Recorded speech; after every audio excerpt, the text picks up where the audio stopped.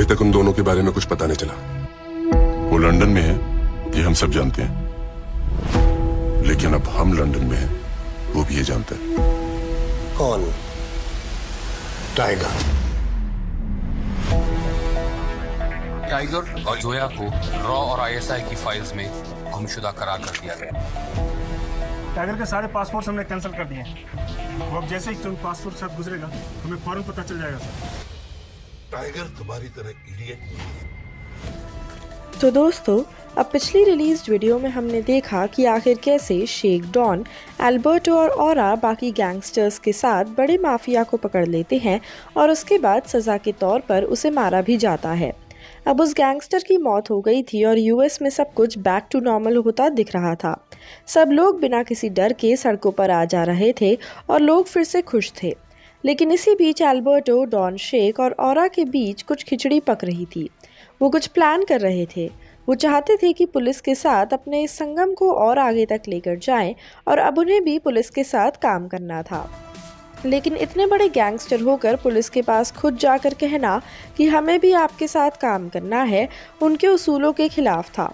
इसीलिए उन्होंने प्लान बनाया कि अपनी ही टीम में से किसी एक बड़े गैंगस्टर को फिर से पुलिस को परेशान करने भेजेंगे, जिसके बाद पुलिस वापस उन लोगों को कांटेक्ट करने आएगी और उनसे मदद मांगेगी।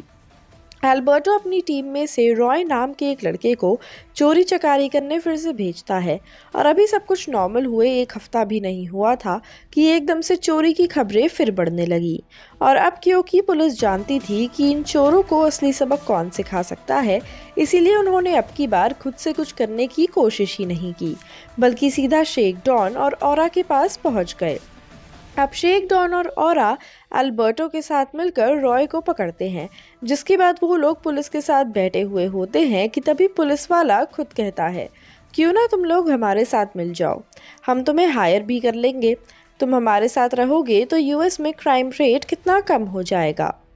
अब शेख डॉन तो जानता ही था कि ये बात जल्दी ही सामने आएगी, लेकिन वो थोड़े भाव खाने के लिए कहता है, अरे ये आप कैसी बात कर रहे हैं, हम तो माफिया है ना, हम कैसे पुलिस का साथ दे सकते हैं। पुलिस वाले कहते हैं, अरे माफिया तो तुम लोग थे और हमें भी यही लगता था, पर अब तुम अच्छे इंसान हो। लेकिन अब समझ आ गया है कि तुम लोग तो उससे बहुत ज़्यादा ऊपर हो और वैसे भी ज़िंदगी भर कब तक ये माफियागिरी करते रहोगे। अपना आराम से अच्छी नौकरी करो और खुश रहो। एल्बर्टो, शेख डॉन और औरा कुछ सोच में पड़ जाते हैं और नाटक करते हैं जैसे कि वो कोई डिस्कशन कर रहे हों, और कुछ समय बाद वो पुलिस का साथ देने के लिए तैयार हो जाते हैं। बस फिर अब क्या था, अब तो जैसे पुलिस और इन तीनों की पक्की यारी हो गई। साथ में उठना बैठना, खाना पीना, मज़े करना सब होने लगा। लेकिन ना जाने क्यों शेख, एल्बर्टो और औरा आपस में जैसे कुछ ना कुछ खिचड़ी पकाते रहते थे। लेकिन पुलिस वाले भी उस पर ज़्यादा ध्यान नहीं देते थे, क्योंकि उन्हें लगता था कि ये लोग पहले से दोस्त हैं तो शायद एक दूसरे के साथ ज़्यादा कंफर्टेबल हैं। अब धीरे धीरे औरा पुलिस वालों का विश्वास जीतने लगी। शेख डॉन और एल्बर्टो इतना तो समझ गए थे कि इन पुलिस वालों की कमज़ोरी है लड़कियां। लड़की प्यार से इनसे कुछ भी काम करा सकती है, कोई भी इंफॉर्मेशन निकलवा सकती है, और इसीलिए उन्होंने ऑफिस आना खुद थोड़ा कम कर दिया और अब अकेले औरा को पुलिस वालों के पास भेजते थे, जिसके बाद पुलिस वाले भी औरा के साथ खूब बातें करते। अब हुआ यूं कि औरा ने एक दिन बातों बातों में इन पुलिस ऑफिसर से सारी डिटेल्स निकलवा ली। सब इम्पोर्टेंट डॉक्यूमेंट्स कहाँ रखे होते हैं, आखिर क्या किस चीज़ का पासवर्ड है, और सब कुछ पुलिस वाले भी बिना हिचकिचाए औरा को सब बताते चले गए, क्योंकि उनके अकॉर्डिंग तो वो लोग अब भी एक टीम थे। लेकिन वो नहीं जानते थे कि औरा और शेख डॉन के तो अलग ही प्लान्स हैं। और अब औरा के पास सारी इन्फॉर्मेशन थी। उसने सब समझ लिया था कि कौन कहाँ का हेड है और कैसे क्या मैनेज होता है। वो वापस आकर शेख डॉन और एल्बर्टो को सब बताती है कि आखिर कौन कहाँ का हेड ऑफ डिपार्टमेंट है और अगर उन्हें सब पर कब्जा करना है तो क्या करना होगा। वैसे तो वो लोग चाहते तो बड़ी आसानी से सबको मार के सब पे राज कर सकते थे, लेकिन वो पूरे यूएस का कंट्रोल लेना चाहते थे। लोगों को दिखाना चाहते थे कि आखिर क्या है उनकी पावर। अब सबसे पहले वो उसी पुलिस स्टेशन के हेड ऑफ द ऑफिस को मार देते हैं और जाकर सारी फाइल्स भी चुरा लेते हैं और उसमें से सारी सेंसिटिव इन्फॉर्मेशन बाहर लीक करते हैं, जिसके बाद वो वहाँ के काफ़ी सारे ऑफिसर्स का खात्मा भी करते हैं। सबको लगता है कि इन लोगों का मरना सिर्फ एक इत्तेफाक है, लेकिन इसके बाद तो जैसे यूएस में अनहोनी पे अनहोनी होती जा रही थी और अब शेख डॉन एल्बर्टो और औरा की फाइनल चाल चलने का वक्त आ गया था। उन्होंने एक दिन पूरे देश की बिजली बंद करवा दी और जब सब लोग वापस अपने ऑफिस आए तब रातों रात उन्होंने जैसे सारा नक्शा ही बदल दिया। जैसे ही सब वापस उठते हैं और वापस आते हैं तो देखते हैं कि सड़कें पहले जैसी लग ही नहीं रही थी। सड़कों पर पोस्टर रखे हुए थे जिस पे लिखा था, शेख एल्बर्टो और औरा यहाँ के नए राजा हैं, अब तुम्हारा कोई प्रेसिडेंट नहीं है। और पुलिस के सारे ऑफिस में भी अपने बंदे बिठा दिए।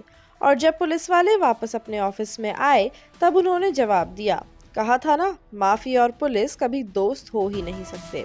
ये दोनों जब जब सामने आएंगे तब तक किसी एक को हारना होगा। और कोई होशियारी करने की कोशिश बिल्कुल मत करना। पूरे शहर, पूरे देश की ऐसी ऐसी इन्फॉर्मेशन है हमारे पास, बाहर लीक कर दी तो तुम्हारा ठिकाना नहीं। और वो एक एक करके सब ऑफिसर्स को मार देते हैं। और अब यूएस पर राज तो सिर्फ इन तीनों का था।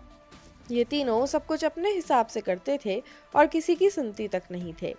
लेकिन एक बात जो इन लोगों में अच्छी थी वो ये कि आम जनता की ये दुख सारे अच्छे से सुनते थे और किसी को कोई परेशानी नहीं होने देते थे। इसके बाद इन्होंने यूएस में ड्रग्स, स्मगलिंग, सारा काम लीगल कर दिया और देश का बुरा हाल हो गया। जिसके बाद अब ये लोग अंडरकवर स्पाई एजेंट से भी मिले और फिर उनके साथ मिलकर काम करने लगे और अब दूसरे देशों तक अपने ही देश की इन्फॉर्मेशन पहुंचाकर ये खुद के ही देश को खोखला करने में लगे थे। लेकिन तभी जिस स्पाई एजेंट को ये सारी इन्फॉर्मेशन भेजते थे वो सब कुछ सिर्फ अपने पास ही रखता था और अपने कमरे में सब चीज़ों का मैप बना रहा था। वो हर छोटी छोटी इन्फॉर्मेशन को इकट्ठा करता और यूएस को वापस पहले जैसा बनाना चाहता था।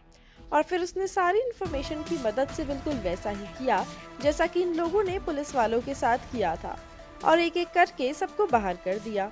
और वापस उसने पुलिस फोर्स की भी यूएस में एंट्री कराई और पहले से ही सब कुछ एकदम नॉर्मल हो गया। उस आदमी को यूएस गवर्नमेंट से इनाम भी मिला और आगे जाकर उसे सब पैंथर के नाम से जानने लगे, क्योंकि उसने बड़ी चालाकी से सबको अपने जाल में फंसाया और बिना किसी मदद के स्पाई एजेंट बनने का नाटक करके देश को भी बचा लिया। बाद में उसे देश के रॉ विंग में भी भर्ती किया गया और उसने जिंदगी भर देश की सेवा की। वेल दोस्तों, आज के लिए इतना ही।